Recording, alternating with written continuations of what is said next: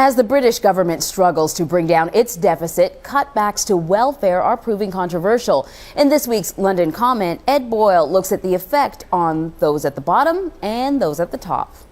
A few days ago, a British government minister whose job involves reducing the state's social security payments was challenged on the radio by a welfare claimant. "Could you live on $80 a week?" he asked. "Well, I would if I had to," came the reply.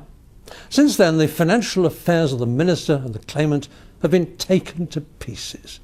To live on $80 a week would mean a 97% cut in the minister's pay. Ouch! But it turns out the claimant who challenged him doesn't live on $80 a week at all. He gets around $240, including his earnings. But of course, it's still hardly a fortune. Now, this little story illustrates a bitter struggle going on in my country.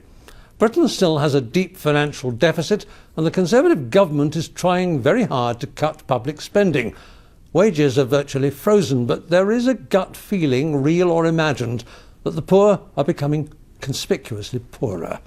And then, in the midst of this fundamental clash, came another piece of news. Her Majesty the Queen has just been awarded a $7.5 million pay rise. It'll push up her annual income to $54 million. Now, the man in charge of the British Treasury once famously said of the financial crisis that we are all in this together. He does seem to have left Her Majesty out.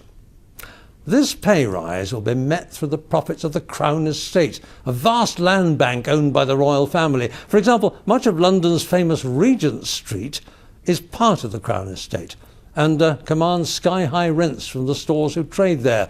But the Crown also owns the seabed, 12 miles out, right around the British Islands.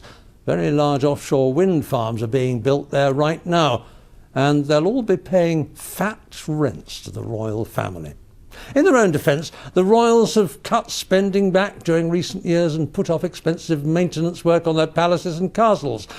And that $54 million is mainly spent on running the households, paying the staff, as well as meeting travel costs on overseas tours.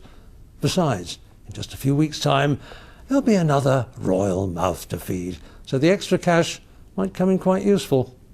This is Ed Boyle for CBS News in London. And that royal mouth to feed would be the much anticipated baby of William and Kate, which is due in July.